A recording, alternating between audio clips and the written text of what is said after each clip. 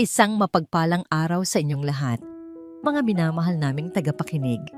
Kumusta ang inyong mga puso ngayon? Handa na ba kayong samahan ako sa isang panibagong kwento ng buhay, pag-ibig, at ang masalimuot na laro ng tadhana? Sabi nila, ang tahanan daw ang dapat na pinakaligtas na lugar para sa isang babae. Pero paano kung ang mismong tahanang iyon ang maging impyerno kung saan unti-unting pinapatay ang iyong kaluluwa? Paano kung ang taong pinangakuan ka ng habang buhay ay siya ring magtutulak sa iyo sa bangin ng kawalan? Huminga ng malalim. Ihanda ang inyong mga panyo at ang inyong mga damdamin. Simulan na natin ang kwento ni Himig. Kalas. Ang tunog ng nabasag na kristal ay tila kulog na umalingaw-ngaw sa buong mansyon. Sa isang iglap, tumigil ang musika, tumigil ang tawanan. Ang lahat ng mata ng mga bisita ay nakapako ngayon sa gitna ng bulwagan. Nakapako kay Himig. Nanginginig ang mga kamay ni Himig habang nakatitig sa pira-pirasong bubog ng mamahaling wine glass sa paanan niya. Pilit niyang yumuko upang damputin ang mga ito, ngunit ang kanyang malaking tiyan, 7 buwan ng nagdadalang tao, ang pumigil sa kanya. Napahawak siya sa kanyang balakang, ang sakit. Kanina pa siya nakatayo, nagsisilbi, nag-aabot ng inumin, parang isang utusan sa sarili niyang pamamahay. Anong klaseng katangahan na naman ito? Himik! Ang matinis na boses na yon ay galing kay Doña Pighati.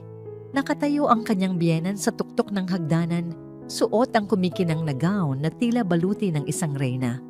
Ang tingin nito kay Himig ay puno ng pandidiri, parang nakatingin sa isang ipis na nakapasok sa palasyo.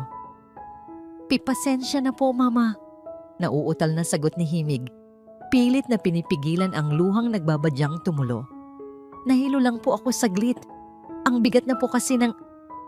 "Huwag mong idahilan sa akin ang batang yan," sigaw ng Donya habang bumababa ng hagdan. Ang bawat hakbang ng kanyang takong ay parang pako na bumaon sa dibdib ni Himig. "Simpleng baso lang, hindi mo pa maingatan. Alam mo bang mas mahal pa ang presyo ng basong yan kaysa sa buhay mo?" Napasinghap ang mga bisita. Hinihintay ni Himig na may magtanggol sa kanya.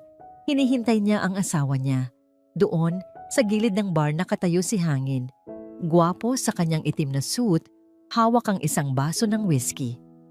Nakita ni Himig ang pagtama ng kanilang mga mata. Umaasa siya. "Hangin, tulungan mo ako. Asawa mo ako. Anak mo itong dinadala ko." Pero umiwas ng tingin si Hangin. Sa halip na lumapit sa asawa, humarap ito sa mga bisita at ngumiti ng pilit. "Pasensya na po kayo, ladies and gentlemen," anunsyo ni Hangin. Ang boses ay puno ng hiya. Hindi para sa asawa, kundi dahil sa asawa.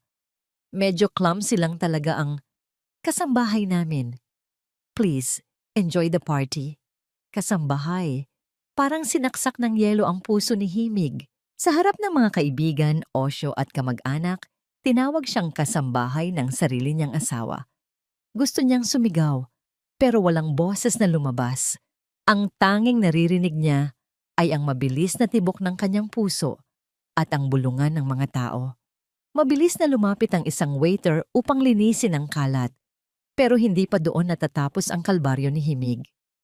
Mula sa kumpol ng mga bisita, lumabas ang isang babaeng agaw pansin ng ganda. Nakasuot ng pulang bestida na hapit sa katawan, si Bighani ay lumakad palapit kay Hangin na tila siya ang may-ari ng lugar. "Oh no, honey," malamig na sabi ni Bighani. Sabay haplos sa braso ni Hangin, "Huwag kang ma-stress. Ang ganda pa naman ng gabi para sa birthday ni Tita Pighati." "Honey," tinawag niyang honey, ang asawa ni Himig sa harap ng lahat. At si Hangin, hinayaan lang niya ito. Mas masakit pa, hinawakan pa ni Hangin ang kamay ni Bighani na puno ng tapang o marahil ay desperasyon ang dibdib ni Himig. Humakbang siya palapit. "Hangin!" tawag niya, garalgal ang boses. "Pagod na ako. Pwede ba tayong umakyat na?" Masakit na ang tiyan ko. Bago pa makasagot si Hangin, humarang si Bighani. May hawak itong baso ng red wine.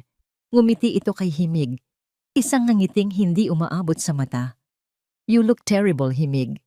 Bulong ni Bighani na silang tatlo lang ang nakakarinig. Bakit hindi ka nalang bumalik sa kusina kung saan ka bagay? Wala kang karapatang pagsabihan ako ng ganyan, sagot ni Himig. Nanginginig ang mga labi. Oops! Sa isang iglap, tumapon ang laman ng baso ni Bighani. Ang pulang alak ay gumuhit sa puting bestida ni Himig na para bang dugo sa kanyang tiyan. Pero hindi tumigil doon si Bighani. Bigla itong napaupo sa sahig at sumigaw. Aray, Himig, bakit mo ako tinulak? Nagkagulo ang mga tao. Agad na dinaluhan ni Hangin si Bighani.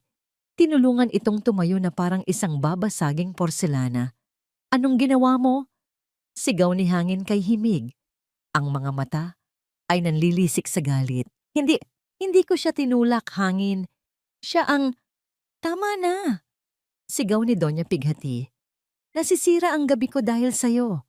Umakyat ka sa kwarto at huwag na huwag kang magpapakita hanggat hindi umaalis ang mga bisita. Tumakbo si Himig paakyat. Bawat hakbang ay parang pag-akyat sa bundok ng tinik. Rinig niya sa ibaba ang pag-alo ni Hangin kay Bighani. Rinig niya ang tawanan na muling bumabalik, na para bang walang nasaktang damdamin, na para bang walang pusong nadurog.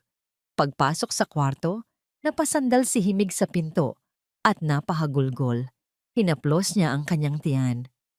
Anak, kapit ka lang. Tayo na lang dalawa. Tayo na lang. Lumipas ang ilang oras. Natahimik na ang mansyon.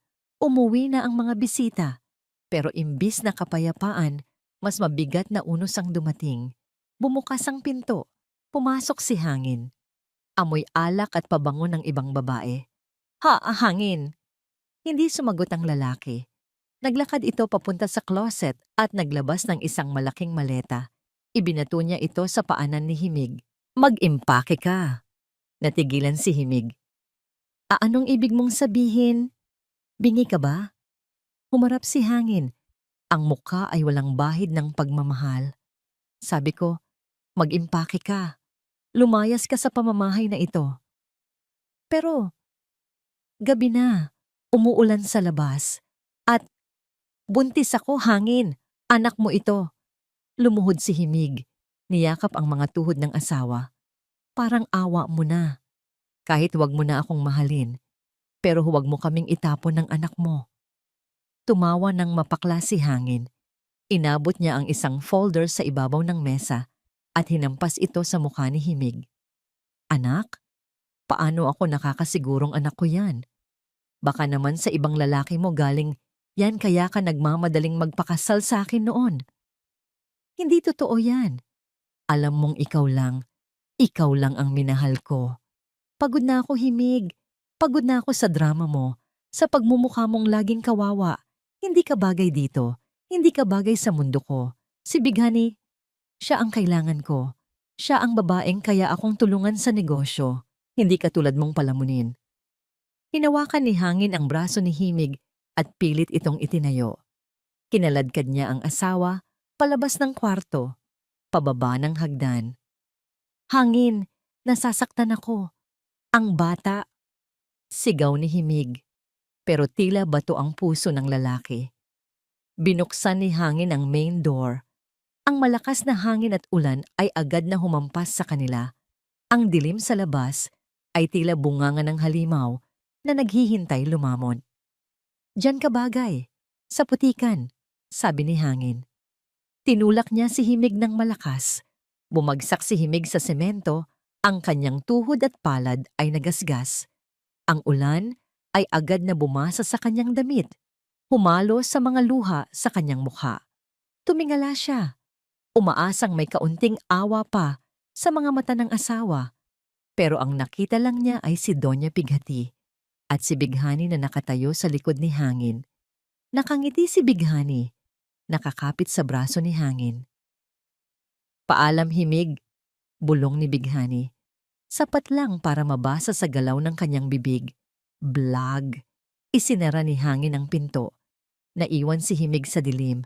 Basang-basa. Walang pera. Walang matutuluyan. At sa gitna ng kulog at kidlat, naramdaman niya ang isang matinding sakit sa kanyang tiyan. Isang sakit na mas matindi pa sa panganganak. Napahawak siya sa kanyang sinapupunan habang ang dugo ay nagsimulang gumapang sa kanyang hita, humahalo sa tubig ulan. Tulong! Ang mahinang ungol ni himig na nilunod ng ingay ng bagyo. Tulong! Malakas ang ulan. Tila galit ang langit at nakikisabay sa hagupit ng tadhana kay himig. Sa bawat patak ng ulan na tumatama sa kanyang balat, parang libu-libong karayom ang tumutusok, pero manhid na ang kanyang katawan. Ang tanging nararamdaman niya ay ang init ng dugong umaagos sa kanyang binti at ang lamig na bumabalot sa kanyang puso. Pinilit ni himig na tumayo. Kumapit siya sa malamig na bakal ng gate ng mansyon. Ang gate na dati ay bukas para sa kanya, pero ngayon ay nagsisilbing rehas na naghihiwalay sa kanya sa mundo ng mga taong mapanghusga. Hangin! Bulong niya. Ang boses ay tinatangay ng hangin. Buksan mo to. Parang awa mo na. Sumilip siya sa pagitan ng mga rehas. Sa malaking bintana ng sala, kitang-kita niya ang mainit na ilaw ng chandelier. Nakita niya si hangin. May hawak itong baso ng wine. Nakaupo sa kandungan nito si Bighani. Nagtatawanan sila. Para silang nanonood ng isang magandang palabas habang sa labas, ang bida ng kanilang buhay ay unti-unting namamatay. Masakit. Sobrang sakit. Mas masakit pa sa paghihilab ng kanyang tiyan. Naalala ni himig ang araw ng kasal nila. Naalala niya ang mga pangako ni hangin sa harap ng altar. Sa hirap at ginhawa. Sa sakit at kalusugan. Nasaan na ang mga salitang yun ngayon? Tinangay na ng bagyo, kasama ng kanyang dignidad. Anak? Hinaplos ni himig ang kanyang tiyan habang humahakbang palayo. Ang bawat hakbang ay parusa. Ang kanyang tsinelas ay naiwan na sa putikan, kaya't ang kanyang mga paa ay sugatan na sa mga bato sa kalsada. Pasensya na kung mahina si Mama. Madilim ang kalsada. Walang street lights. Tanging kidlat lang ang nagbibigay ng liwanag. Wala siyang masilungan. Wala siyang mapuntahan. Ang buong mundo ay tila tinalikuran na siya. Unti-unting nanlabo ang kanyang paningin. Ang gutom, ang pagod, ang lamig at ang takot ay nagsama-sama. Gusto na niyang sumuko. Gusto na niyang pumikit at hayaan na lang nalamunin siya ng dilim. Ngunit may narinig siyang tunog. Isang ungol ng makina na papalapit. Liwanag. Dalawang matanglawin na ilaw ang humiwa sa dilim. Mabilis na papalapit ang isang sasakyan. Sinubukan ni himig na kumaway, pero wala na siyang lakas. Ang kanyang mga tuhod ay bumigay. Bumagsak siya sa gitna ng basang kalsada, sakto sa dadaanan ng sasakyan. Sa loob ng itim na SUV, mahigpit ang hawak ni Kalasag sa manibela. Ang kanyang mga mata ay matatalim, nakatuon sa daan, kahit na halos wala nang makita dahil sa lakas ng ulan. Siya si Kalasag Batubalani, ang pinagkakatiwalaang pinuno ng seguridad ng pamilya Agusan. May misyon siya ngayong gabi. Isang misyon na 20 taon na niyang hinihintay. Sir Kalasag, tawag ng driver niya sa tabi. Masyado nang malakas ang bagyo. Baka kailangan nating tumigil muna. Hindi. Matigas na sagot ni Kalasag. Nasa lugar na ito ang huling signal na nakuha natin. Nararamdaman ko. Malapit na siya. Ilang taon nilang hinanap ang nawawalang heredera ni Don Makisig. Ang batang babae na dinukot noong sanggol pa ito. At ngayong gabi, ang tracker na nakatago sa kwintas na akala ng lahat ay simpleng palamuti lang ay muling nabuhay. Biglang nanlaki ang mga mata ng driver. Sir, may tao! Mabilis ang reaksyon ni Kalasag. Inagaw niya ang manibela at kinabig ito pakanan. Screech! Umalingaw ang tunog ng gulong na kumayod sa aspalto. Huminto ang sasakyan ilang pulgada na lang mula sa katawan ng babaeng nakahandusay sa daan. Agad na bumukas ang pinto. Hindi ininda ni Kalasag ang malakas na ulan. Tumakbo siya papunta sa babae. Nakadapa ito, ang puting damit ay puno ng putik at dugo. Miss!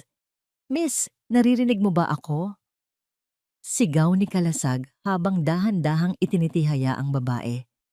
Namumutla ang mukha nito. Nanginginig ang mga labi sa ginaw. Pero sa kabila ng dumi at sugat, nakita ni Kalasag ang isang mukha na pamilyar. Masyadong pamilyar. Kamukhang-kamukha ito ng yumaong asawa ni Don Makisig. Pero hindi yon ang nagpatigil sa mundo ni Kalasag.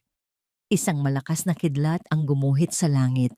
At sa saglit na liwanag na yon, kumislap ang bagay na nakasabit sa leeg ng babae.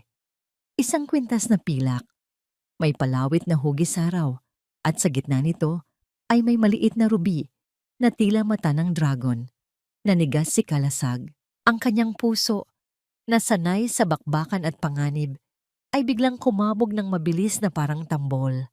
Dahan-dahan, nanginginig ang kamay na hinawakan niya ang kwintas. Totoo nga, hindi siya nananaginip. Diyos ko! Bulong ni Kalasag. Ang kanyang boses ay basag. Dumilat ng bahagya si Himig. Ang kanyang paningin ay malabo na. Isang anino lang ng lalaki ang nakikita niya. Malaki, matipuno. Pero ang mga mata nito ay puno ng pag-aalala na hindi niya nakita kay hangin kahit kailan. Titulong, paos na sabi ni Himig. Ang anak ko. Hinubad ni Kalasag ang kanyang coat at ibinalot ito kay Himig. Binuhat niya ito ng maingat, parang isang sagradong kayamanan na natagpuan matapos ang ilang dekada. Ang bigat ng katawan ni Himig sa kanyang mga bisig ay tila bigat ng mundo, pero handa niya itong buhatin. Tinitigan ni Kalasag ang mukha ng babaeng nasa bisig niya. Huwag kang mag-alala. Seryosong sabi ni Kalasag.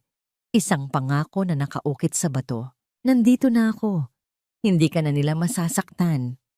Young miss. Bago pa man maunawaan ni Himig ang sinabi ng lalaki, tuluyan nang bumigay ang kanyang katawan. Nilamon siya ng dilim at ang huling naramdaman niya ay ang mainit na dibdib ng estranghero na sumalo sa kanya ng mahigpit. Bilis! Buksan mo ang pinto!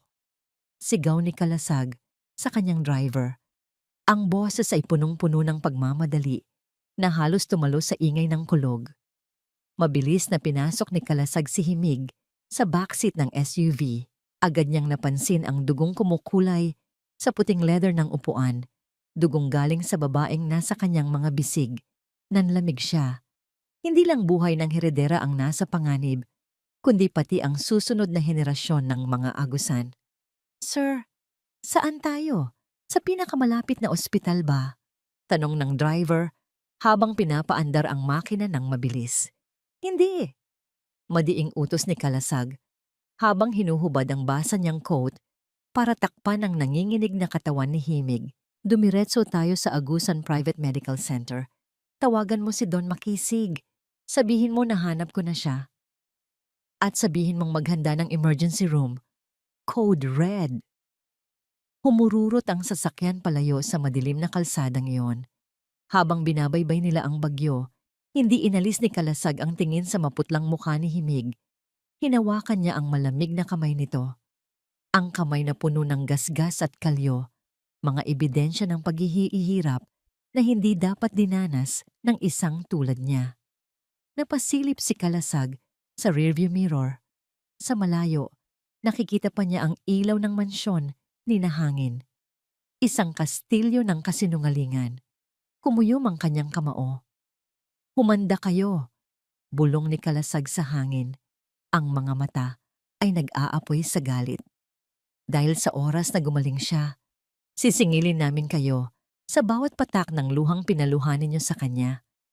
Muling tumingin si Kalasag kay Himig at sa tiyan nitong malaki.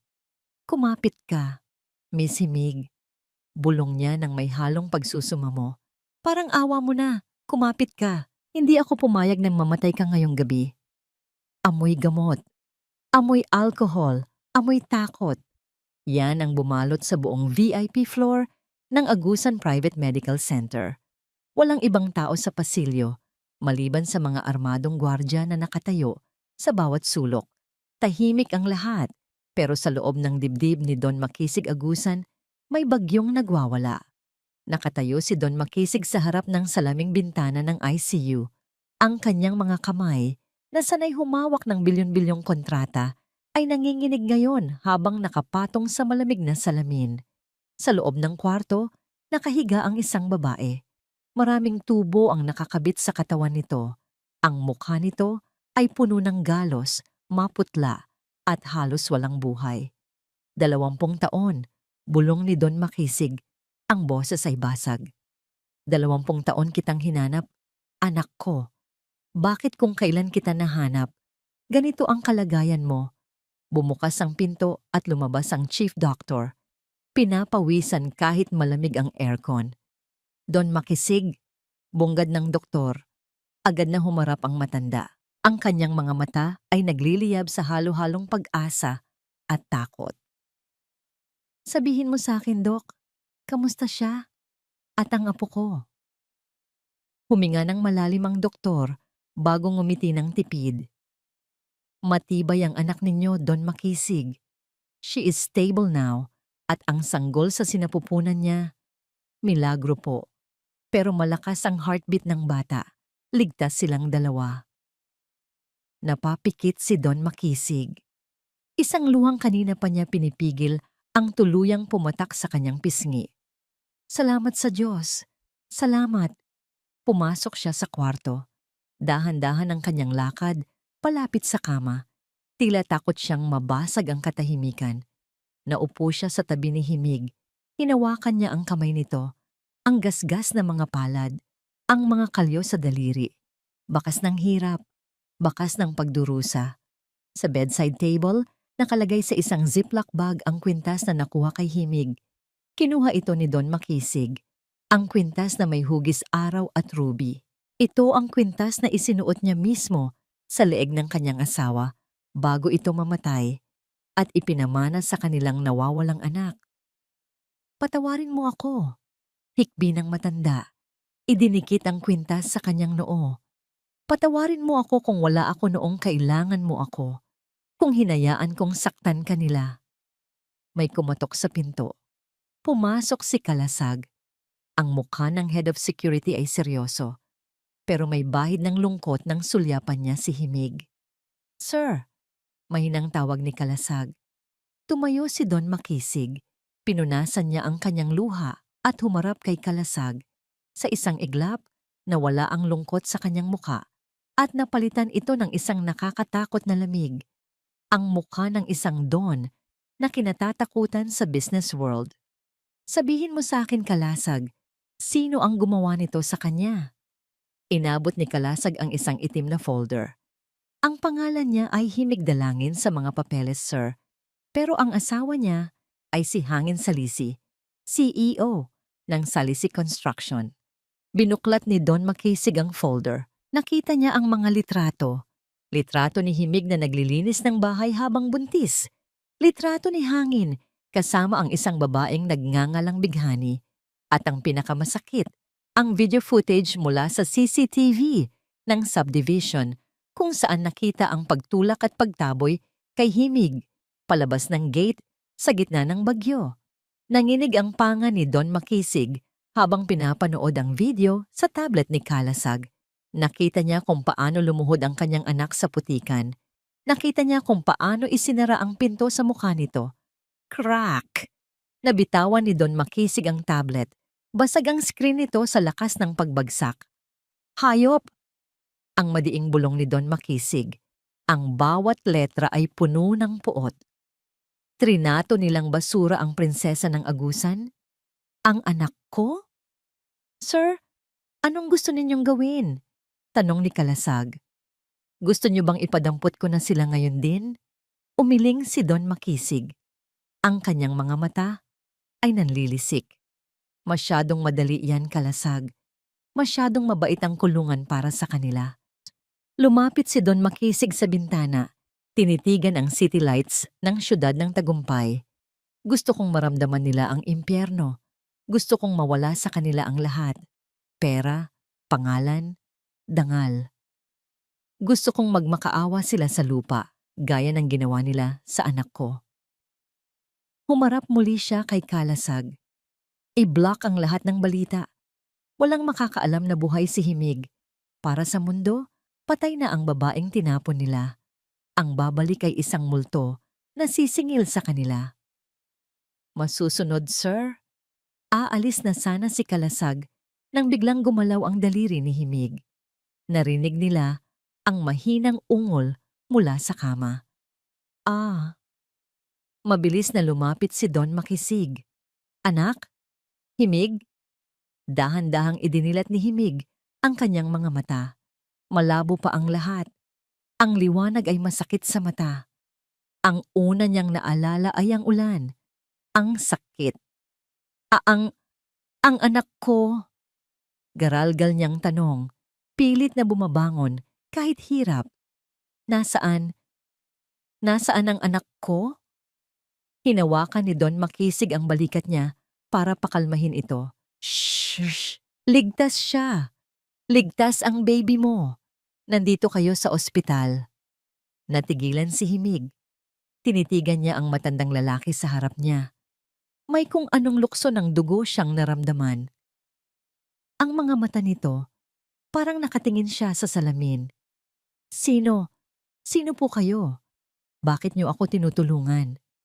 Tanong ni Himig, puno ng pagtataka. Wala akong pambayad. Wala akong pera. Ngumiti si Don Makisig. Isang ngiting puno ng pagmamahal na ngayon lang naramdaman ni Himig sa tanang buhay niya.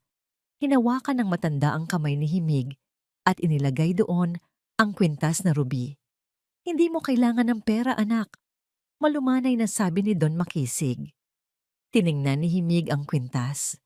Nanlaki ang kanyang mga mata. Ito ang kwintas na tanging yaman niya. Ang kwintas na sabi ng umampon sa kanya ay suot niya noong sanggol pa siya. Paano? Ako si Makisig Agusan. Pagpapakilala ng matanda.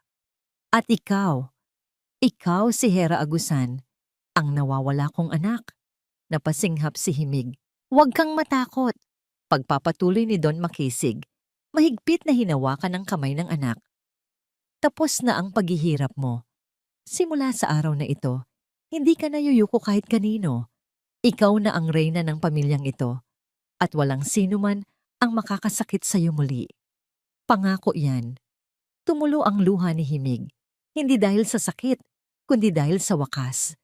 Sa wakas, nakauwi na siya. 3 buwan. 90 araw na ang lumipas mula ng gabing iyon. Ang gabi ng bagyo, ang gabi ng pagtatakwil. Sa loob ng 3 buwan, ang tahimik na mansyon ng mga Agusan sa tuktok ng bundok ang naging kanlungan ni Himig. Sa isang malawak na kwarto na puno ng sikat ng araw, dahan-dahang idinuyan ni Himig ang isang sanggol. Tahan na, Sinag! Bulong ni Himig, habang hinahalikan ng noo ng kanyang anak. Nandito na si Mama. Ligtas na tayo. Si Sinag, ang kanyang tiya Nanas, ang nag-iisang liwanag na bumuhay sa kanya noong mga panahong gusto na niyang sumuko. Kamukhang kamukha ito ni Hangin, ang ilong, ang hugis ng mata, at sa tuwing tinititigan niya ang bata, may kirot pa ring kumukurot sa puso niya, pero mabilis iyong napapalitan ng determinasyon. Bumukas ang pinto at pumasok si Don Makisig. Handa na ang mga tutor mo sa library, anak. Malambing na sabi ng matanda, pero may halong otoridad. Hinihintay ka na rin ng stylist at speech coach mo mamaya. Bumuntong hininga si Himig habang inilalapag si Sinag sa kuna. Hinarap niya ang ama. Pagod na siya. Araw-araw, mula madaling araw hanggang gabi, pinapanday siya ni Don Makisig. Business management, corporate law, personality development, self-defense. Walang pahinga. Dad, Tawag ni Himig. Hindi na po at opo ang gamit niya, gaya ng utos ng ama. Dapat daw siyang magsalita ng may kapangyarihan. Kailangan ba talaga to? Pwede naman tayong mamuhay ng tahimik. Mayaman na tayo.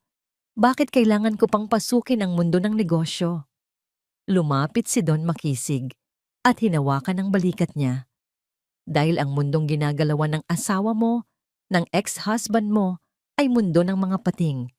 Kung gusto mong protektahan si Sinag, hindi sapat na may pera ka.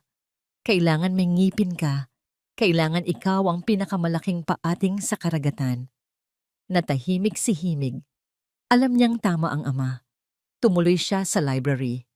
Doon, naghihintay si Kalasag. Hindi ito nakasuot ng uniforme ng gwardya, kundi isang disente at mamahaling suit. Siya ngayon ang tumatayong kanang kamay at personal na tagapayo ni Himig. "Good morning, Miss Himig," bati ni Kalasag. Inilatag niya ang ilang folders sa mesa. Update sa Salisi Construction. Umupo si Himig at binuksan ang folder. Bumagsak ang stock value nila ng 15% ngayong buwan, paliwanag ni Kalasag. Dahil sa impluwensya ni Don Makisig, umatras ang dalawang major investors nila. Nagkakagulo na sa board meeting. Balita ko, nagsasanla na ng mga personal na ari-arian si Hangin para lang mapahupa ang mga suppliers. Habang pinakikinggan ito ni Himig, inasahan niyang makaramdam ng awa. Minahal niya si Hangin. Ibinigay niya ang lahat. Pero habang tinitingnan niya ang graph ng pagbagsak ng kumpanya nito, wala siyang naramdaman kundi lamig. "Good," maikling sagot ni Himig. "Pero hindi sapat yan. Gusto kong maramdaman nila ang gutom. Ang takot na mawalan ng bahay." Tinitigan siya ni Kalasag. May halong paghanga at pag-aalala sa mga mata ng lalaki. "Mauubos din sila, ma'am. Pero ang tanong, handa ka na bang harapin sila? May malaking charity gala sa susunod na linggo. Dadalo si Hangin at ang pamilya niya para maghanap ng bagong investors. Gusto ng daddy mo na doon ka ipakilala bilang bagong CEO ng Agusan Group." Napahawak si Himig sa kanyang leeg sa kwintas na ruby. "Sa susunod na linggo agad?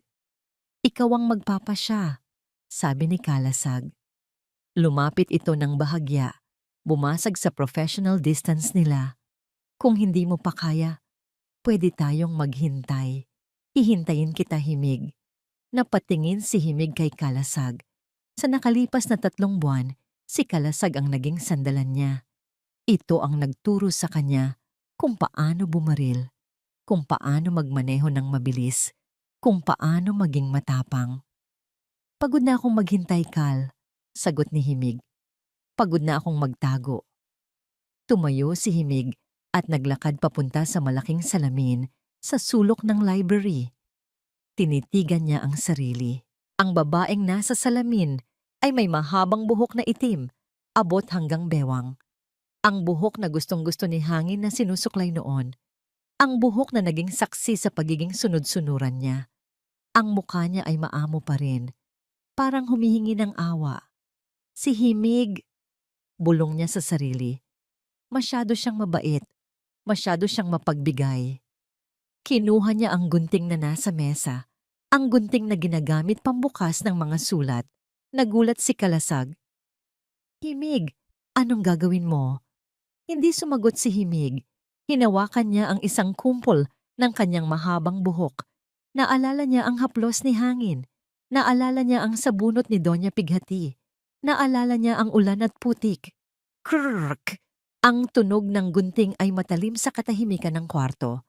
Bumagsak sa sahig ang mahahabang hibla ng buhok. Itim na parang mga patay na ahas. Wala nang luha sa mga mata ni Himig. Bawat gupit ay pagpapalaya. Bawat gupit ay pagpatay sa dating siya. Krr, krr. Gupit sa alaala ng pang-aapi. Gupit sa alaala ng pagmamakaawa. Gupit sa pag-ibig na nagwasak sa kanya. Nang matapos siya, ang buhok niya ay hanggang balikat na lang. Matalim, messy, pero fierce. Ibang-iba ang dating. Mas mature, mas mapanganib. Lumingon siya kay Kalasag. Ang ilaw sa library ay tumama sa kanyang mukha at sa unang pagkakataon, nakita ni Kalasag na wala na ang maamong asawa na iniligtas niya sa kalsada. Wala na si Himig. Malamig na sabi ng babae.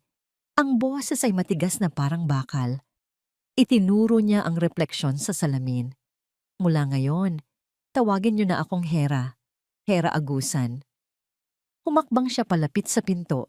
Iiwanan na ang mga putol na buhok sa sahig. Ihanda mo ang sasakyan, Kalasag. May pupuntahan tayong auction. Oras na para makilala nila ang babaeng tinapon nila. Masikip ang kwelyo ni Hangin. Kahit na malakas ang aircon sa loob ng Grand Ballroom ng siyudad ng Tagumpay Hotel, tumatagaktak ang pawis sa kanyang noo. Ang ingay ng mga kubyertos, ang tawanan ng mga elite, ang tunog ng mga mamahaling alahas na nagkikislapan, lahat ito ay parang ingay na sumisigaw sa kanya na, bagsak ka na. Honey, tingnan mo yung diamond ring sa catalog. Malanding bulong ni Bighani habang nakakapit sa braso niya. Bagay yan sa daliri ko. Bid tayo ha? Napapikit si Hangin. Gusto niyang sigawan si Bighani. Hindi ba nito alam na lubog na sila sa utang? Na nandito sila hindi para gumastos, kundi para magmakaawa sa mga investors? Bighani, tumahimik ka muna. Iritang bulong ni Hangin. Nandito tayo para mag-network, hindi para mag-shopping. Umirap si Bighani. Ang KJ mo naman. Dati, binibili mo lahat ng gusto ko. Anyari, nalulugi na ba talaga tayo dahil sa malas mong ex-wife? Aakma sanang sasagot si Hangin nang biglang namatay ang mga ilaw sa ballroom.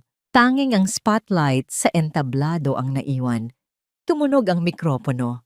Ladies and gentlemen, masiglang bati ng host. Tonight is a special night. We are honored to welcome the newest major shareholder of the Agusan Group, representing Don Makisig Agusan.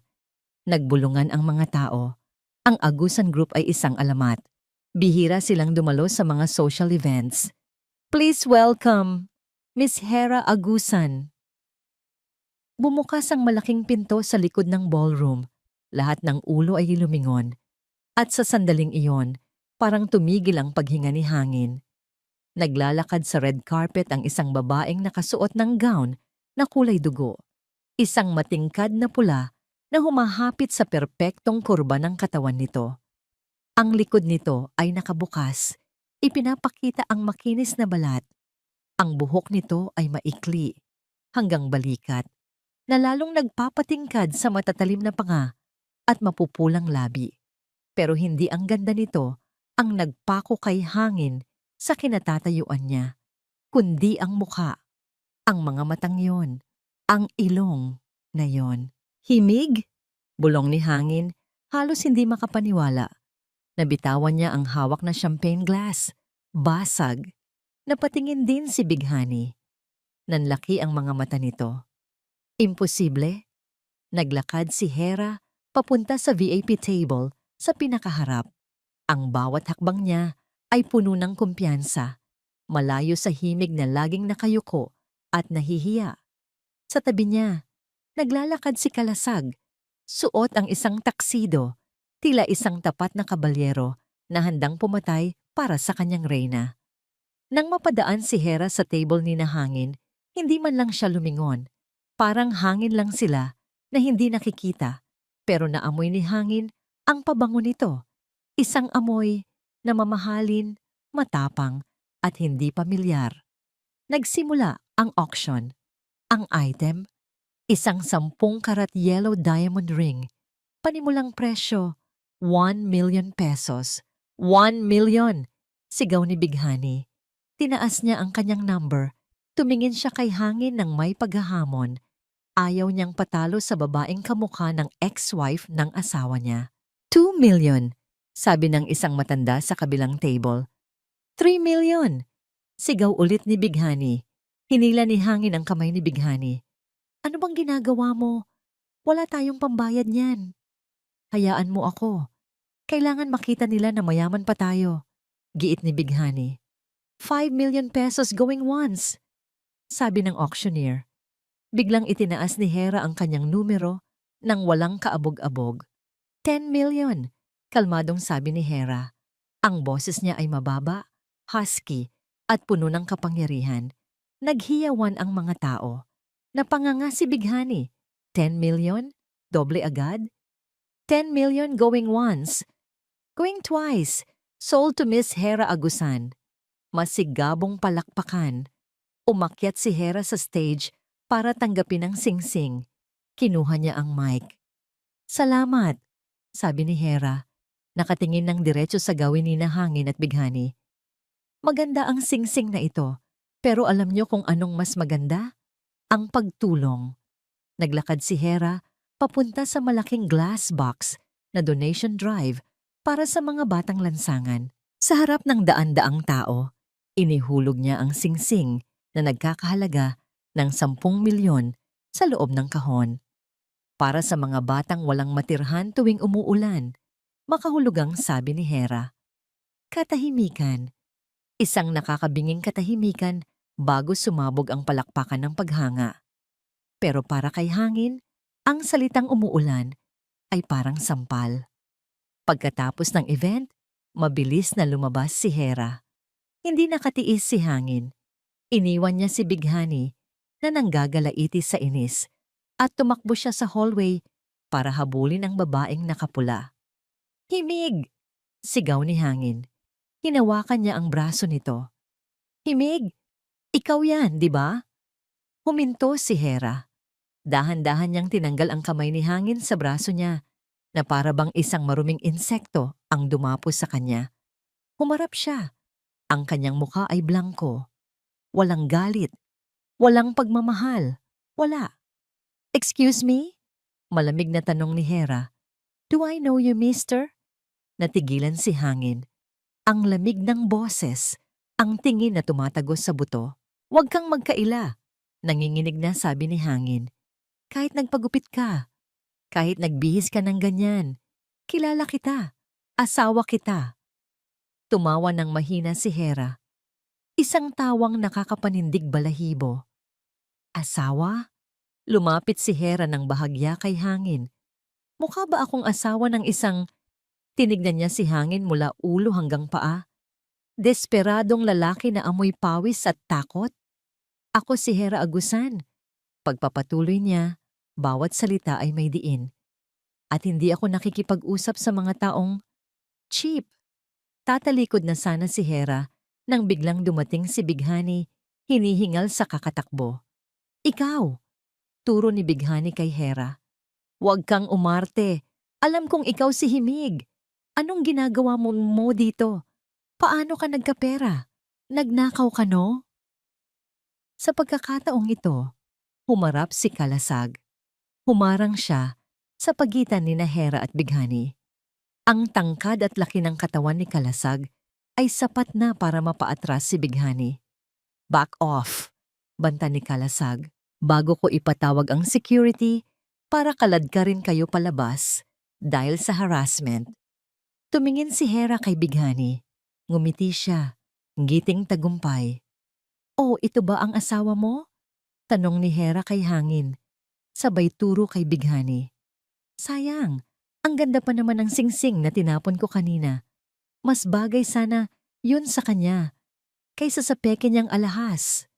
Bago pa makasagot si Bighani, tumalikod na si Hera at naglakad palayo kasama si Kalasag.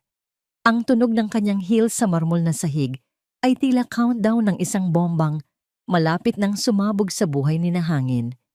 Naiwan si Hangin sa hallway, nakatulala. Ang puso niya ay kumakabog ng mabilis, hindi dahil sa takot, kundi dahil sa isang kakaibang emosyon. Ang babaeng iyon. Si Hera. Nakakatakot siya. Pero sa unang pagkakataon, matapos ang maraming taon, naramdaman ni Hangin na gusto niya itong angkinin muli. Basag na vase. Nagkalat na mga papeles. Sigawan. Ito na ang bagong normal sa loob ng mansyon ng mga salisi. Nawala na ang mga party. Nawala na ang mga tawanan. Ang dating tahanan ng tagumpay ay amoy alak at desperasyon na ngayon. Nakatayo si Bighani sa gitna ng sala. Hawak ang isang notice mula sa bangko. Foreclosure. Kukunin na nila ang isa sa mga warehouse ng kumpanya. Walang silbi. Sigaw ni Doña Pighati. Napalingon si Bighani. Nakaupo ang Donya sa sofa, hinihilot ang sentido. Ang mga mata nito ay nanlilisik sa kanya. Bakit ka nakatingin sa akin ng ganyan, Mama? Mataray na sagot ni Bighani. Ako ba ang may kasalanan kung bakit bobo ang anak niyo sa negosyo? Huwag mong tawaging bobo si Hangin. Ganti ng matanda.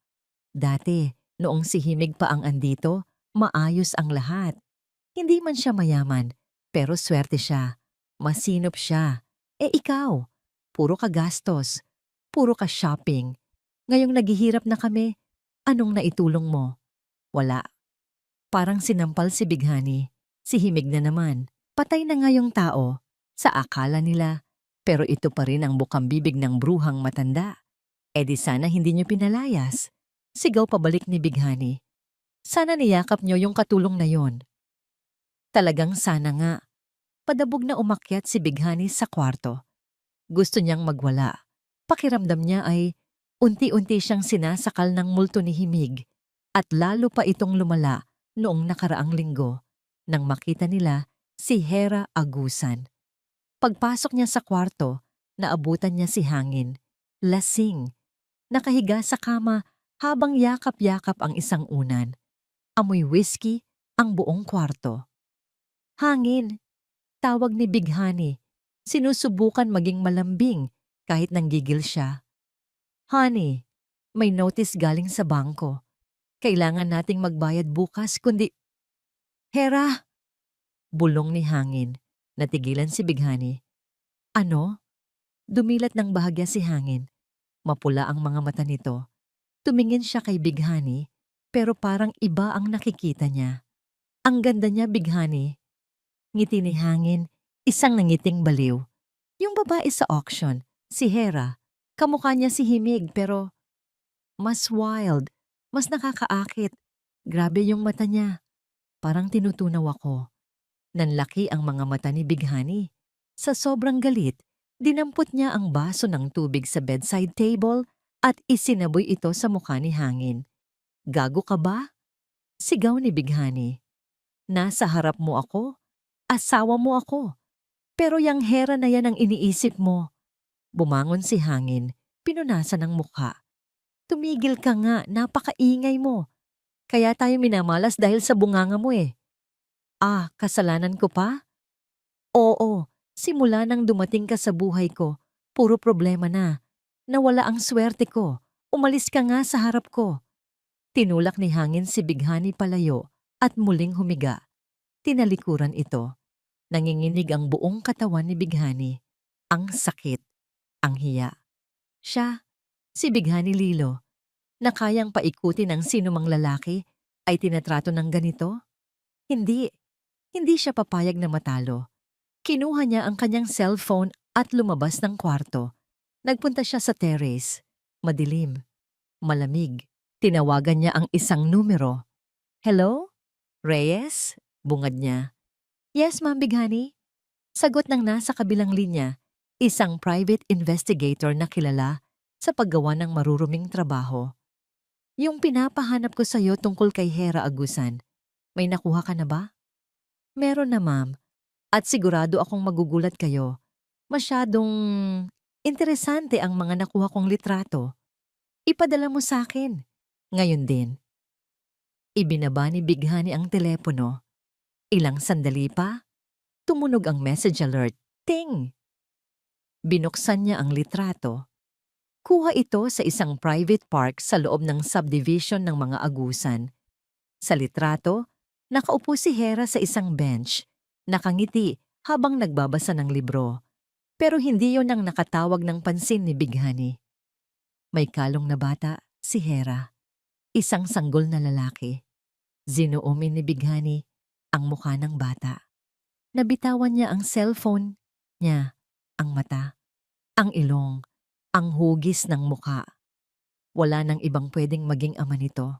Kamukhang-kamukha ito ni Hangin noong bata pa ito, base sa mga pictures sa album ng biyenan niya. Buhay siya. Bulong ni Bighani. Nanlalamig ang sikmura. Buhay ang anak ni Himig. Dahan-dahan, napalitan ng takot ang kanyang mukha ng isang ngiting demonyo. Pinulot niya ang cellphone. Kaya pala, tumawa siya ng mahina. Kaya pala naghihiganti ka, Himig. Pero nagkamali ka. Tinitigan niya ang mukha ng sanggol sa litrato. Akala mo alas mo ang batang yan. Pwes, yan ang magiging kahinaan mo.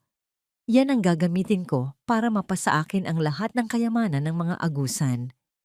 Tumingin si Bighani sa bintana ng kwarto kung saan natutulog si Hangin. Matulog ka lang dyan, Hangin. Bukas, may sorpresa ako sa'yo. Sisiguraduhin kong magiging akin ang pera ni Hera at mawawasak siya gamit ang sarili niyang anak. Malamig. Ito ang temperatura sa loob ng conference room ng Agusan Tower. Pero mas malamig ang titig ni Hera habang nakaupo sa dulo ng mahabang mesa. Sa harap niya, nakalatag ang isang itim na folder. Ang bitag. Nakatayo si Kalasag sa likuran niya, tila isang anino. Sigurado ka na ba rito? Mahinang tanong ni Kalasag. Sa sandaling pumirma siya, wala nang atrasan. Wawasakin mo hindi lang ang kumpanya niya, kundi pati ang buong pagkatao niya. Hindi lumingon si Hera. Hinaplos niya ang gold pen na namwa. Winasak niya ako noon, Kalasag. Ginagawa ko lang ang patas. Eye for an eye. Nag-aalala lang ako sa'yo.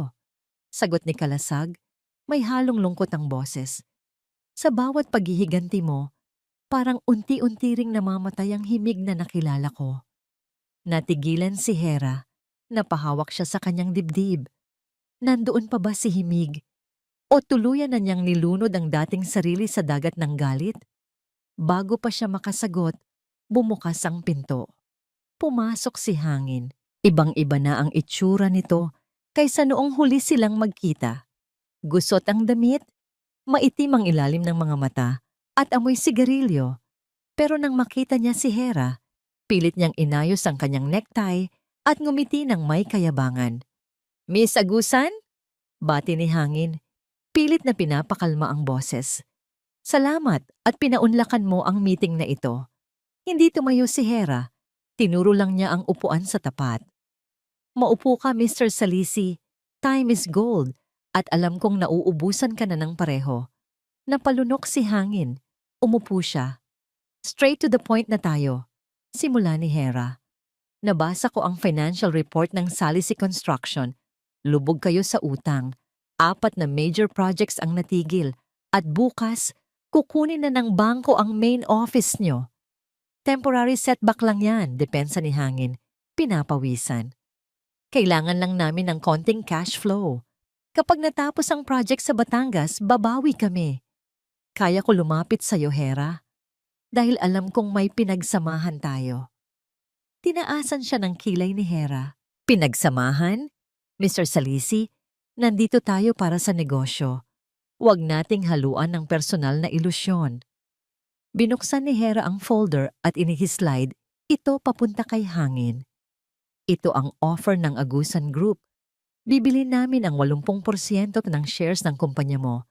Babayaran namin lahat ng utang nyo sa bangko. Isasalba namin ang pangalan mo. Nanlaki ang mga mata ni Hangin. Binasa niya ang kontrata. Masyadong maganda para maging totoo. Sasagipin siya ni Hera. Ibig sabihin, mahal pa siya nito. Pero, dagdag ni Hera, kapalit niyan, ibibigay mo sa akin ang full control sa board.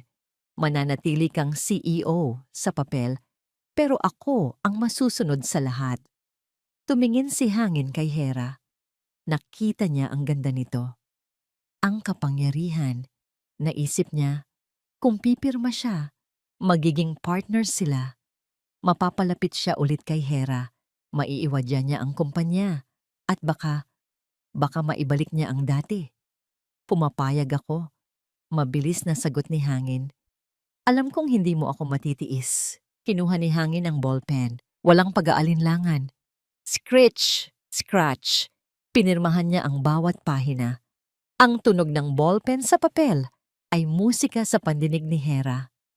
Nang matapos, Isinara ni Hangin ang folder at iniabot ito kay Hera. Nakangiti ng malawak. Thank you, Hera. I knew it. Partners na tayo. Ipagdiwang natin to. Dinner tayo mamaya. Kinuha ni Hera ang folder. Dahan-dahan, sumilay ang isang ngiti sa kanyang mga labi. Pero hindi ito nangiti ng pagmamahal. Ito ang nangiti ng isang mangangaso na nahuli na ang kanyang biktima. Dinner? Tanong ni Hera. Tumingin siya sa relo niya. Sorry, Mr. Salisi. Pero sa tingin ko, libre ang pagkain kung saan ka pupunta. Ha? Anong ibig mong sabihin? Biglang bumukas ang pinto. Pumasok ang 3 pulis, kasama ang abogado ng Agusan Group. Mr. Hangin Salisi? Tanong ng opisyal. Ako nga, ano to? Gulat na tanong ni Hangin. Tumayo siya. Hera, anong nangyayari? Mr. Salisi, seryosong sabi ng pulis. Inaaresto ka namin sa salang falsification of public documents at large-scale estafa. May ebidensya kami na pineke mo ang pirma ng mga dating investors at nilustay mo ang pondo ng kumpanya para sa personal na luho. Hindi totoo yan, sigaw ni Hangin. Binalingan niya si Hera. Hera, tulungan mo ako. Kasosyo mo na ako. Kakapirma ko lang. Tumayo si Hera. Dahan-dahan siyang lumapit kay Hangin habang pinupusasan ito ng mga pulis. Ang pinirmahan mo, bulong ni Hera, ay ang waiver na naglilipat ng lahat ng natitirang assets ng kumpanya sa Agusan Group bilang bayad pinsala. Wala ka ng kumpanya, Hangin, at wala ka na ring kalayaan. Walang hiya ka. Nagpupumiglas si Hangin. Sinadya mo to. Pinaglaruan mo ako. Pinaglaruan? Lumapit si Hera sa mukha ni Hangin. Sapat lang para maamoy nito ang pabango niya. Ang mga mata ni Hera ay puno ng yelo. Naalala mo noong gabing pinalayas mo ang isang buntis sa gitna ng bagyo? Noong sinabi mong wala siyang kwenta? Namutla si Hangin. Nanlaki ang mga mata niya sa realization. Ang gabing ito, dugtong ni Hera, ay para sa kanya. Ilabas na siya. Utos ni Kalasag. Kinaladkad ng mga pulis si Hangin palabas. Rinig sa buong hallway ang kanyang mga sigaw at pagmumura. Nang magsara ang pinto, naiwan si Hera sa gitna ng kwarto. Tahimik. Dapat ay masaya siya. Dapat ay tumatawa siya. Pero naramdaman niya ang panginginig ng kanyang mga kamay. Napakapit siya sa mesa. Hera. Lumapit si Kalasag, handang umalalay. Humarap si Hera kay Kalasag. Ang mga mata ay nagbabadyang lumuha, pero pinipigilan niya. Bakit ganon, Kalasag? Nanalo na ako. Pero bakit hindi pa rin nawawala ang sakit? Hindi sumagot si Kalasag. Sa halip niyakap niya si Hera. Isang mahigpit at mainit na yakap na nagpaparamdam na hindi siya nag-iisa. Pero sa likod ng tagumpay na ito, hindi alam ni Hera na may mas malaking bagyo ang parating. Ang tunay na demonyo ay hindi si Hangin. Ang tunay na kalaban ay naghihintay lang ng tamang pagkakataon para umatake. At ang target nito ay si Sinag. Tahimik ang gabi sa veranda ng mansyon. Ang bilog na buwan ay nagbibigay ng pilak na liwanag sa hardin. Pero hindi nito kayang pawiin ang dilim sa mga mata ni Hera. Nakatayo si Kalasag sa may pintuan. Pinagmamasdan ang babaeng nakatalikod sa kanya. Kanina, sa conference room, isa siyang reyna na walang awa. Pero ngayon, habang yakap ang sarili sa ilalim ng malamig na hangin, mukha siyang babasaging kristal. Dahan-dahang lumapit si Kalasag. Hindi siya gumawa ng ingay, pero naramdaman agad ni Hera ang presensya niya. Nakalabas na siya ng kulungan. Basag ni Hera sa katahimikan, hindi lumilingon. Nagpiyansa siya. Alam kong gagawin niya yon. Tumango si Kalasag, kahit hindi siya nakikita nito. Oo, pero wala na siyang babalikan. Selyado na ang mga opisina. Ang mga accounts niya, frozen na. Isa na lang siyang pulubi na nakadamit mayaman. Humarap si Hera. Sa ilalim ng liwanag ng buwan, nakita ni Kalasag na wala na ang maskara ni Hera Agusan. Ang nasa harap niya ngayon ay si Himig, ang babaeng may mga matang puno ng pagod at takot. Bakit ganon kalasag? Tanong niya. Garalgal ang boses. Akala ko, kapag nakita ko siyang nagdusa, magiging masaya na ako. Pero bakit natatakot pa rin ako? Humakbang palapit si Kalasag. Sa unang pagkakataon, tinawid niya ang linyang naghihiwalay sa amo at empleyado. Hinawakan niya ang kamay ni Hera. Malamig ito. Dahil mabuti ang puso mo, Himig. Malambing na sabi ni Kalasag. Kahit anong pilit mong maging matigas, hindi mo kayang maging katulad nila. At yun ang dahilan kung bakit. Huminto si Kalasag. Tinitigan siya ni Hera, naghihintay. Kung bakit ano? Huminga ng malalim si Kalasag. Ito na ang oras. Kung bakit handa akong ibuwis ang buhay ko para sa'yo. Hindi dahil utos ni Don Makisig. Hindi dahil trabaho ko to. Tinitigan niya si Hera ng diretso sa mata. Dahil sa'yo. Dahil mahalaga ka sa akin. Natigilan si Hera. Naramdaman niya ang init sa pisngi. Ang tibok ng puso ni Kalasag ay tila naririnig niya sa katahimikan ng gabi. Hindi ko alam kung kaya ko pang... Hindi mo kailangang sumagot. Putol ni Kalasag. Pinisil ang kamay nito. Basta hayaan mo lang akong manatili sa tabi mo. Hayaan mong ako ang maging sandalan mo kapag pagod ka ng lumaban. Isang luha ang tumulo sa pisngi ni Hera. Sa unang pagkakataon, matapos ang mahabang panahon, naramdaman niyang ligtas siya. Talagang ligtas. Pero habang payapa ang gabi sa mansyon ng mga agusan, sa kabilang panig ng syudad, isang demonyo ang nagpaplano ng gulo. Sa isang mumurahing motel room, nagwawala si Hangin. Binabato niya ang lahat ng madampot niya. Unan, lampshade, bote ng alak. Wala na! Ubus na! Sigaw ni Hangin, sabay sa bunot sa sariling buhok. Ang kumpanya ko, ang pangalan ko. Kinuha ng babaeng yun ang lahat. Nakaupo lang si Bighani sa sulok, naninigarilyo, kalmado, masyadong kalmado. Tapos ka na bang mag-inarte? Tanong ni Bighani, binubuga ang usok.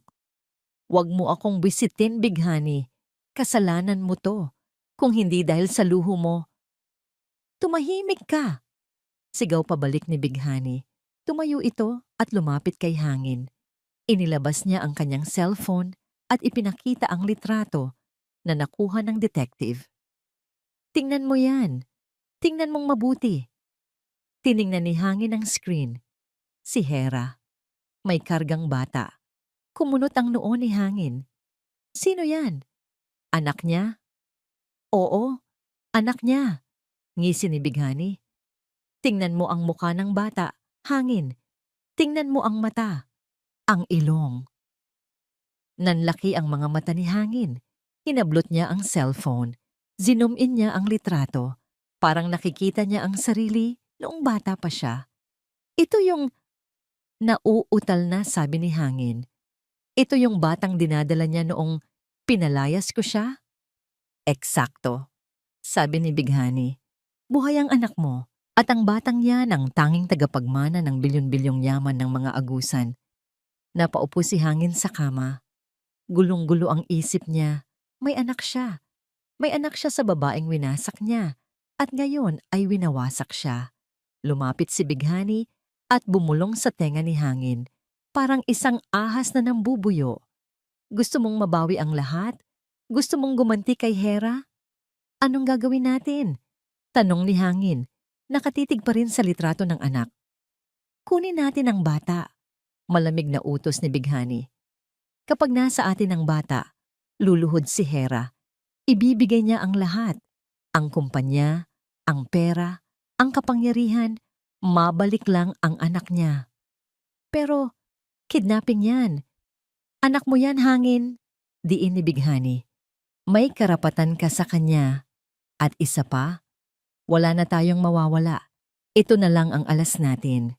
Kinabukasan. Maaliwalas ang umaga. Sa private park malapit sa village, naglalakad si Manang payapa habang tulak-tulak ang stroller ni Baby Sinag. Ang ganda ng araw, no baby? Kausap ni Manang Payapa sa bata. Mamaya, dadating na si Mami Hera mo galing office. Tahimik ang paligid. Masyadong tahimik. Biglang may humintong itim na van sa harap nila. Bumukas ang sliding door. Dalawang lalaking nakamaskara ang bumaba. Sino kayo? Sigaw ni Manang Payapa. Niyakap ang stroller. Tulong! Tulong! Kunin ang bata. Sigaw ng isa sa mga lalaki. Sinubukan lumaban ni Manang Payapa. Kinagat niya ang kamay ng isang lalaki, pero hinampas siya nito ng baril sa ulo. Aray! Napadapa si Manang Payapa sa damuhan. Nahihilo, may dugo sa noo. Manang! Iyak ni Baby Sinag. Mabilis na dinampot ng lalaki ang bata mula sa stroller. Iyak nang iyak si Sinag. Inaabot ang kanyang yaya. Bitawan niyo siya. Parang awa niyo na. Sigaw ni Manang Payapa. Pilit na gumagapang. Pero huli na ang lahat. Sumakay ang mga lalaki sa van. Humururot ito palayo. Dala ang tanging kayamanan ni Hera. Sa mansyon, tumunog ang telepono ni Kalasag. Sir Kalasag. Boses ng head security ng village nanginginig. Emergency po! Si Baby Sinag! Dinukot po sa park! Duguan si Manang Payapa! Nabitawan ni Hera ang tasa ng kape na hawak niya. Crack! Nababasag ang tasa, kasabay ng pagkabiyak ng mundo ni Hera. Tumingin siya kay Kalasag. Ang muka ay puting-puti sa takot. Ang anak ko! Bulong ni Hera. Kalasag, ang anak ko! Ang mansyon, na dati simbolo ng kapangyarihan, ay naging isang silid ng purong takot. Si Manang Payapa ay ginagamot ng mga doktor sa sala. Umiiyak habang paulit-ulit na humihingi ng tawad. Si Don Makisig ay naglalakad pabalik-balik. Sumisigaw sa telepono, inuutusan ang lahat ng koneksyon niya sa pulisya. Ang mga gwardya ay nagkakagulo, tinitingnan ang bawat anggulo ng CCTV. Pero si Hera, nakatayo lang si Hera sa gitna ng lahat, parang isang estatwa. Ang kanyang muka ay walang emosyon. Ang kanyang mga mata ay nakatitig sa kawalan, parang isang kaluluwang iniwanan ng katawan. Hera, lumapit si Kalasag. Ang kanyang muka ay puno ng pag-aalala. May lead na kami. Nakita sa CCTV ang plate number ng van. Pinapahanap ko na. Hindi sumagot si Hera. Magiging okay ang lahat, sabi ulit ni Kalasag. Hinawakan ng braso nito. Ibabalik natin si Sinag. Pangako yan. Biglang tumunog ang isang cellphone sa ibabaw ng mesa. Isang burner phone na hindi nila alam kung kanino. Nagkatinginan ng lahat. Dahan-dahang lumapit si Hera sa mesa. Nanginginig ang kamay na dinampot niya ang telepono. Ting! Isang video message. Pinindot niya ang play. Nasa screen ang mukha ni Sinag. Umiiyak ito. Mama! Mama! Sinag! Napaluhod si Hera. Napahawak sa bibig. Ang tunog ng pag-iyak ng anak ay parang kutsilyong humihiwa sa kanyang puso. Biglang lumitaw ang mukha ni Bighani sa video. Nakangiti habang hawak ang bata. Kumusta, Hera? Malanding bati ni Bighani. Miss mo na ba ang baby mo? Huwag kang mag-alala. Inaalagaan ko siyang mabuti. Hayop ka, Bighani. Sigaw ni Don Makisig sa telepono na parabang naririnig siya nito. Lumitaw naman sa likod ni Bighani si Hangin. Mukha itong pagod at desperado. Alam ko na ang lahat, Hera. O himig, sabi ni Hangin. Alam kong anak kita yan at anak ko rin siya. Kung gusto mong makita ulit ang sinag mo, pagpapatuloy ni Bighani, simple lang ang gusto namin, 100,000,000 piso at ang 80% shares ng Salisi Construction na ninakaw mo. Ibabalik mo sa amin ang lahat. Napatayo si Hera. Ang takot sa kanyang mga mata ay napalitan ng apoy. Kahit 1 sentimo, wala kayong makukuha sa akin. Sigaw niya. Tumawa si Bighani sa video. Talaga ba? Baka gusto mong makitang masaktan ang batang to? Biglang may lumitaw na kamay sa video. Dinampot nito ang isang upos ng sigarilyo at dahan-dahang inilapit sa braso ni Sinag. Mama, wah! Sigaw ng bata sa takot. Tama na, yaw ni Hera. Nanginginig ang buong katawan. Parang awa niyo na. Huwag niyong saktan ng anak ko. Kung ganun, sumunod ka, utos ni Bighani. Magdala ka ng cash, walang pulis. Ikaw lang mag-isa. Sa bodega sa pier, 12:00 ng gabi. Isang maling galaw mo lang, Hera. Abo na ang matatatanggap mo. Natapos ang video. Nabitawan ni Hera ang telepono. Bumagsak ito sa sahig. Hindi! Sigaw ni Don makisig. Bitag yan, anak. Hindi ka pwedeng pumunta mag-isa. Papadalan ko sila ng pulis. Huwag! Sigaw pabalik ni Hera. Ang mga mata ay puno ng desperasyon. Gagawin nila ang sinabi nila. Sasaktan nila si Sinag. Ako. Ako ang pupunta. Pero Hera, wala nang pero-pero, Dad. Humarap si Hera sa ama. Ang boses ay matigas pero basag. Buhay ng anak ko ang nakataya rito. Kung kailangan kong lumuhod ulit sa kanila, gagawin ko. Kung kailangan kong ibigay ang lahat, ibibigay ko. Akmang aalis na si Hera para maghanda ng harangin siya ni Kalasag. Hinawakan ni Kalasag ang magkabilang balikat ni Hera. Pinilit niyang magtama ang kanilang mga mata. Makinig ka sa akin, seryosong sabi ni Kalasag. Ang boses ay kalmado sa gitna ng gulo. Hindi ka pupunta doon ng mag-isa at hindi tayo magbibigay ng pera. Ano? Nababaliw ka na ba? Hera, magtiwala ka sa akin. Pakiusap ni Kalasag. May plano ako. Ibabalik natin si Sinag ng ligtas, pero kailangan kong pagkatiwalaan mo ako.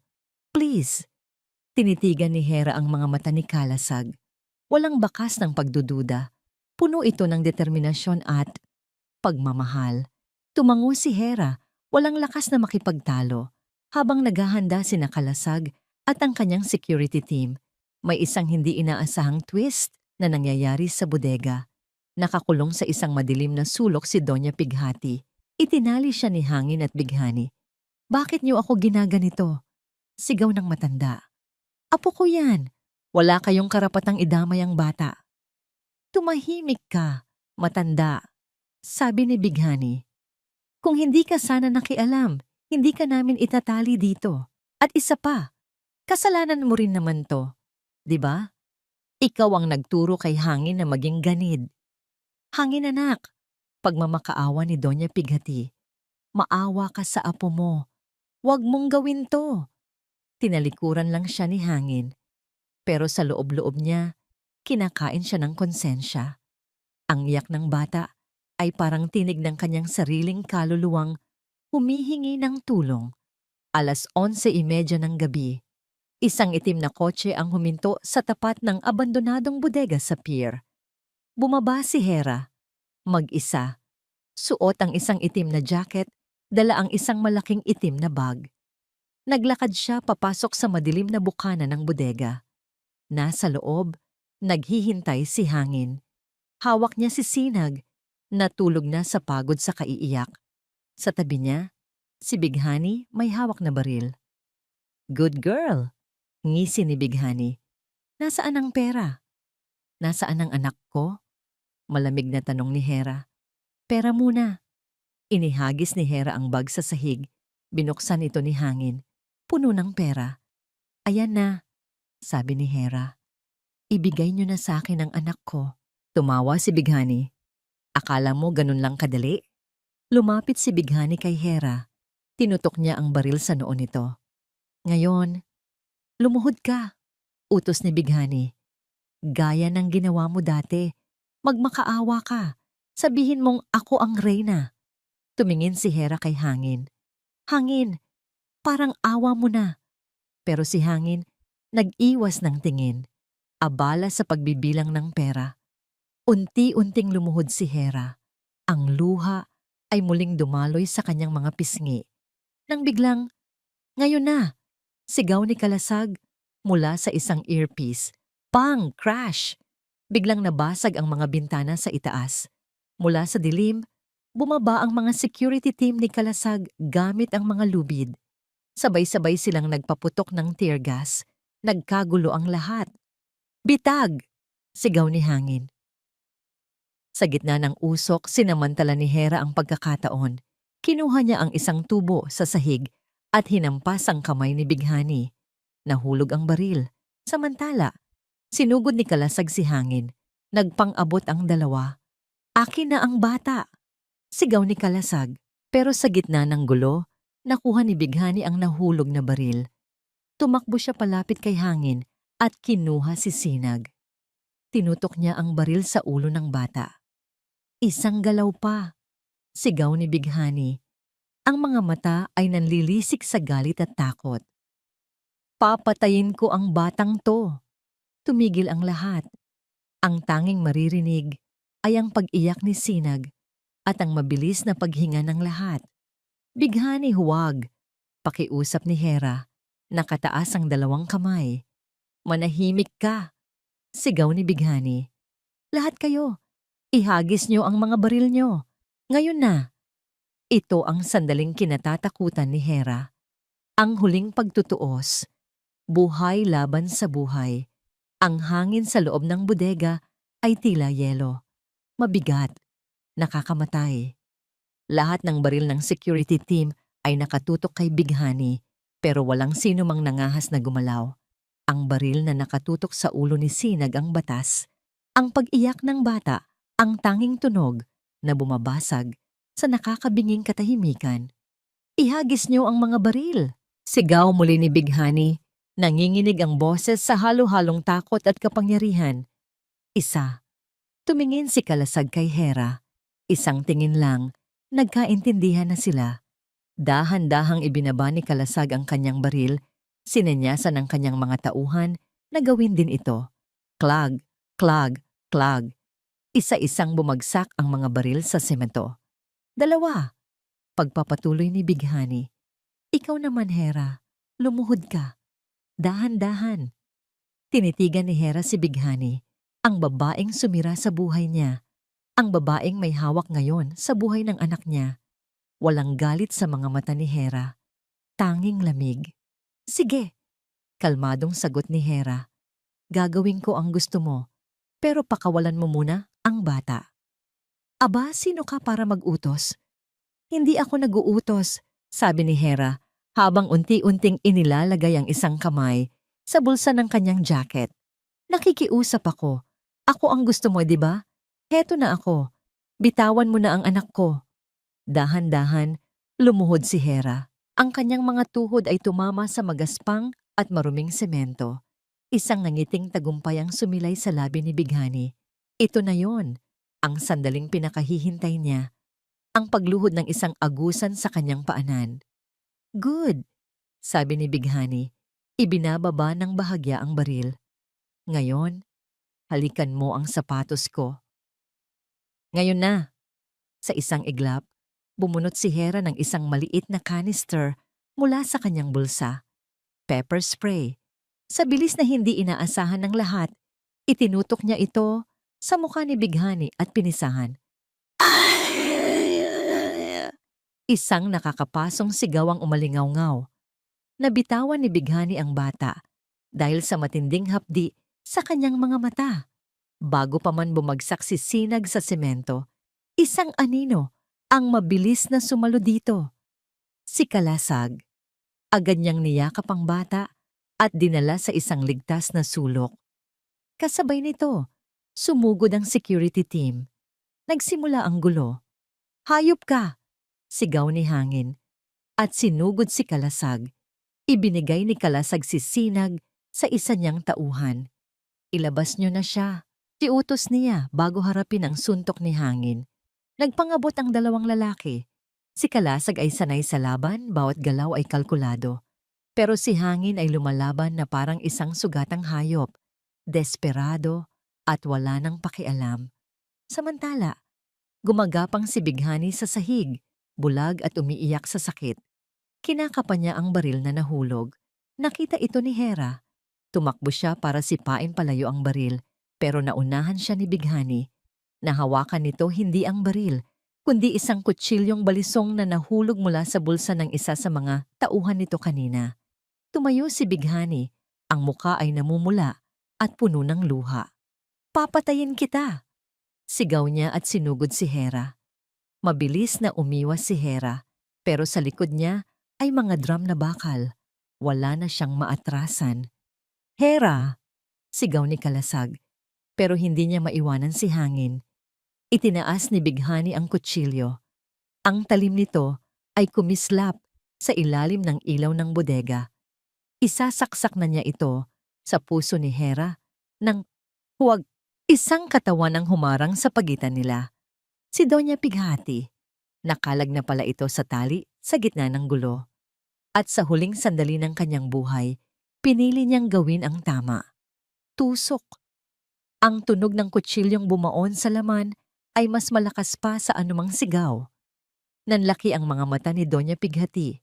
Tumingin siya kay Hera. Ang mga mata niya, na dati puno ng pandidiri, ngayon ay puno ng pagsisisi. Tawad!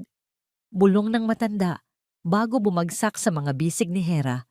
Dugo ang dumaloy mula sa kanyang likod. "Mama!" Sigaw ni Hangin, natigilan sa pakikipaglaban. Sa pagkatigagal na yon ni Hangin, nakita niya ang baril na nakakalat malapit sa paa ni Bighani. Tumakbo siya para kunin ito. "Hangin, huwag!" Sigaw ni Kalasag. Pero huli na. Nakuha ni Hangin ang baril, itinutok niya ito kay Kalasag. "Kasalanan niyo to!" Sigaw ni Hangin, ang muka ay basang-basa ng luha. "Sinira niyo ang buhay ko. Namatay si Mama dahil sa inyo." Hinawakan ni Kalasag ang braso ni Hangin. Pilit na inaagaw ang baril. Nag-agawan sila. Gumulong sila sa sahig. Ang baril ay nakatutok pataas, pababa, kahit saan.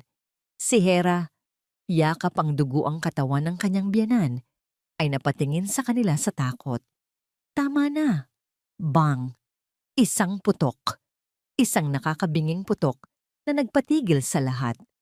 Kasabay ng pag-eko ng putok sa loob ng bodega, sabay na bumagsak sa semento ang dalawang katawan. Si Kalasag at si Hangin. Parehong hindi gumagalaw. Ang lahat ay nagdilim. Ang amoy ng antiseptic ay mas masahol pa sa amoy ng pulbura. Nakaupo si Hera sa puting upuan sa labas ng emergency room. Walang imik, walang luha. Yakap-yakap niya si Sinag na mahimbing nang natutulog. Ligtas na sa kanyang mga bisig. Pero ang puso niya ay nasa loob ng dalawang magkahiwalay na operating room. Lumabas ang isang doktor. Agad na tumayo si Don Makisig. "Doc, ang security head ko, si Kalasag." Ngumiti ang doktor. "He's a very lucky man, Don Makisig. Daplis lang sa balikat ang tama. Tinahin na namin ang sugat. He's stable and awake." Napahinga ng maluwag si Hera. Isang tinik ang nabunot sa kanyang dibdib. Buhay si Kalasag. "At ang isa?" tanong ni Don Makisig. Sumeryoso ang mukha ng doktor. "Si Mr. Salisi, tinamaan sa hita. Malapit sa buto. He will live, but he will have a permanent limp. Hindi na siya makakalakad ng normal habang buhay. Paglabas niya rito, didiretso na siya sa kulungan. Marami ng pulis na nag-aabang sa labas." Tumangulang si Hera. Hindi siya nakaramdam ng awa. Hindi rin siya nakaramdam ng saya. Tanging isang malaking kapaguran. Tapos na. Sa wakas, tapos na ang lahat. 2 linggo ang lumipas. Sa loob ng isang madilim na selda sa City Jail, nagwawala si Bighani. Ang kanyang magandang buhok ay magulo na. Ang kanyang makinis na balat ay puno na ng kagat ng surot. "Ang mga diamante ko," sigaw niya sa mga kapwa preso. "Sino ang kumuha ng hikaw ko? Ibalik niyo sa akin." Pinagtawanan lang siya. "Nababaliw na naman ang Reyna," sabi ng isa. Napasandal si Bighani sa pader. Umiiyak. Sa kanyang isip, suot pa rin niya ang kanyang pulang gown.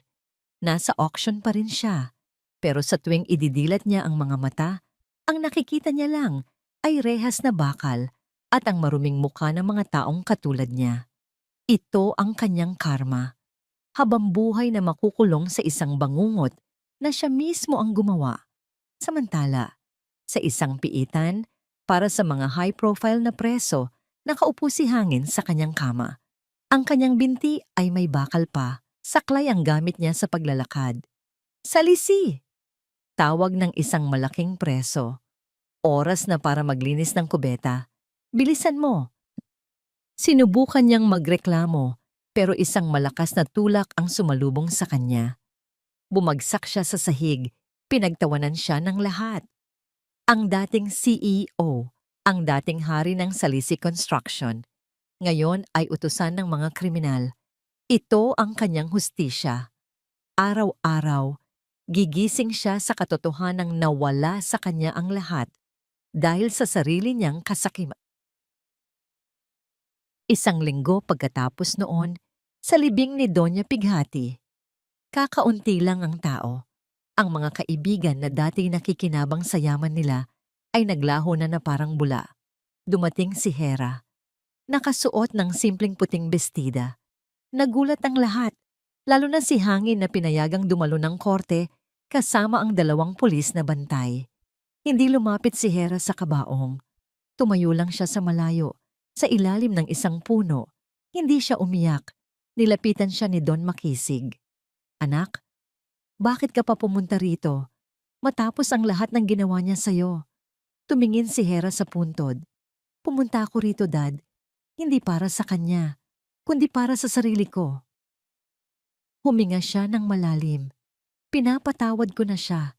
Hindi dahil karapat-dapat siyang patawarin, kundi dahil karapat-dapat ako sa kapayapaan. Ayoko nang magdala ng galit habang buhay. Sa malayong distansya, nagtama ang mga mata nila ni Hangin. Sa mga mata ni Hangin, nakita ni Hera ang pagsisisi, ang panghihinayang. Sa mga mata naman ni Hera, ang nakita ni Hangin ay hindi galit, kundi kawalan. Wala na. Tapos na ang pag-ibig. Tapos na ang lahat. Iyon ang pinakamasakit na parusa para kay Hangin. Gabi na. Nagpapahinga si Hera sa kanyang kwarto nang may kumatok. Pumasok si Kalasag. Ang braso nito ay nakasling pa. Kalasag, ngiti ni Hera. Kamusta ka na? Bakit ka bumangon? Maayos na ako, sagot ni Kalasag. May inabot siyang isang puting sobre. Hera, nagre-resign na ako. Natigilan si Hera. Ano? Bakit? Dahil ba sa nangyari? Umiling si Kalasag. Lumapit ito ng bahagya. Ang kanilang mga mukha ay ilang pulgada na lang ang pagitan. Nagre-resign ako bilang Head of Security ng Agusan Group. Seryosong sabi ni Kalasag. Dahil hindi na kita kayang protektahan bilang amo ko. Anong ibig mong sabihin? Naguguluhang tanong ni Hera. Tinitigan ni Kalasag ang mga mata ni Hera. Ang mga matang handa niyang titigan habang buhay. Hindi na kita kayang protektahan bilang amo ko. Pag-ulit niya, mas malambing ang boses. Dahil gusto kitang protektahan bilang lalaki sa buhay mo. Napasinghap si Hera. Ang kanyang puso na akala niya'y manhid na ay biglang tumibok ng malakas. Hindi niya kailangang sumagot. Ang ngiti na unti-unting sumilay sa kanyang mga labi ay sapat na. Isang taon na ang lumipas. Ang hangin sa probinsya ng Sining Lahi ay may dalang amoy ng alat ng dagat at tamis ng mga bulaklak, malayo sa amoy ng takot, galit, at pabango ng mga taong mapagkunwari sa syudad. Nakatayo si Hera sa balcony ng bago nilang beach house, isang bahay na simple pero puno ng kapayapaan. Mula roon, tanaw niya ang 2 pinakamahalagang lalaki sa buhay niya. Sa dalampasigan, naghahabulan si Kalasag at ang maliit na si Sinag. Ang bata ay 2 taon na, tumatakbo-takbo sa buhangin. Ang maliliit na paa ay lumulubog sa bawat hakbang. Ang tawa ni Sinag ay parang musika na mas matamis pa sa anumang awitin. Si Kalasag naman, wala na ang seryosong mukha ng isang security head. Ang suot niya ay simpleng sando at shorts. Ang braso niyang dati may sling ay malakas na ngayon, ginagamit para buhatin si Sinag at itaas sa ere na parang eroplano.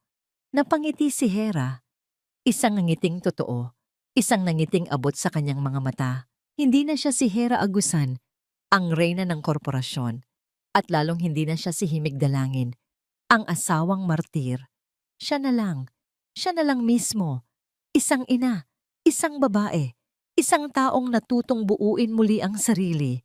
Naramdaman niyang may yumakap mula sa kanyang likuran. Ang pamilyar na init, ang pamilyar na amoy. Malalim ang iniisip mo, bulong ni Kalasag sa kanyang tainga. Nakabalik na pala ito nang hindi niya namamalayan. Humarap si Hera at isinabit ang mga braso sa batok ni Kalasag. Iniisip ko lang kung gaano kalayo na ang narating natin.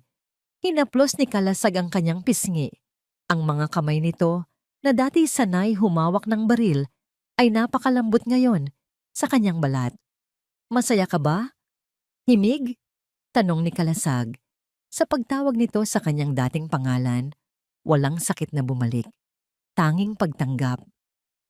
Oo, sagot ni Hera o himig. Masaya ako.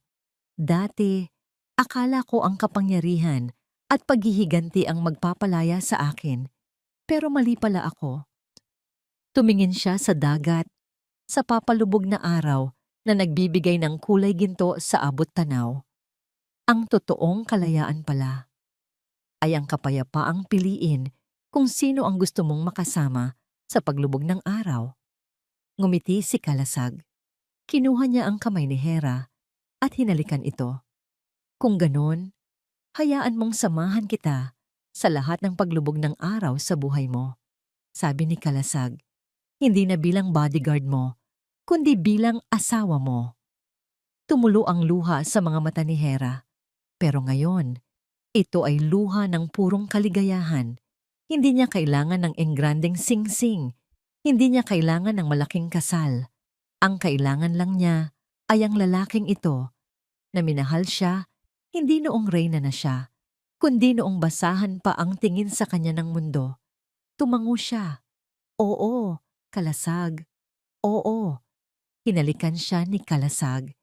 Isang halik na hindi mapusok, kundi puno ng pangako, respeto at isang pag-ibig na hininog ng panahon at pinatibay ng mga pagsubok. Mula sa di kalayuan, tumakbo papalapit si Sinag. Mama! Papa! Sigaw ng bata.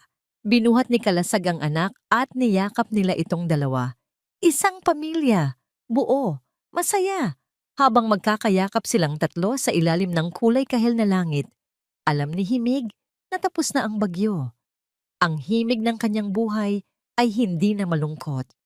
Ito ay isa ng napakagandang awitin ng pag-asa, pagpapatawad, at walang hanggang pag-ibig. At dito po nagtatapos ang kwento ni Himig, isang kwentong sumubok sa ating pananaw tungkol sa pagpapatawad at pagbangon. Ipinakita sa atin ng kanyang paglalakbay na ang tunay na halaga ng isang tao, lalo na ng isang babae, ay hindi kailanman masusukat sa yaman o sa opinyon ng iba. Ang tunay na lakas ay hindi na sa paghihiganti, kundi na sa kakayahang patawarin ang nakaraan upang yakapin ang isang mas magandang kinabukasan. At higit sa lahat, ipinakita nito na ang tunay na pag-ibig ay hindi ka ikukulong. Palalayain ka nito para maging pinakamagandang bersyon ng iyong sarili. Maraming salamat po sa inyong walang sawang pagsubaybay sa kwento ni Himig at Kalasag. Naramdaman po namin ang inyong mga luha, ang inyong gigil, at ang inyong kilig sa bawat kabanata. Ngayon, kami naman po ang magtatanong sa inyo. Anong klaseng kwento naman ang gusto ninyong marinig sa susunod? I-comment nyo lang po sa ibaba at sisikapin naming bigyan buhay ang inyong mga hiling. Hindi dito nagtatapos ang ating paglalakbay. Marami pa pong kwentong kasing ganda at mas puno ng aral dito sa aming channel. Kung nagustuhan nyo ang kwentong ito, i-like, i-share sa pamilya at mga kaibigan at mag-subscribe na rin para lagi kayong updated sa mga susunod pa naming kwento. I-click niyo ang notification bell para kayo ang unang makarinig kapag may bago kaming upload. Pagpalain po kayo ng Panginoon, kayo at ang inyong buong pamilya. Hanggang sa muli.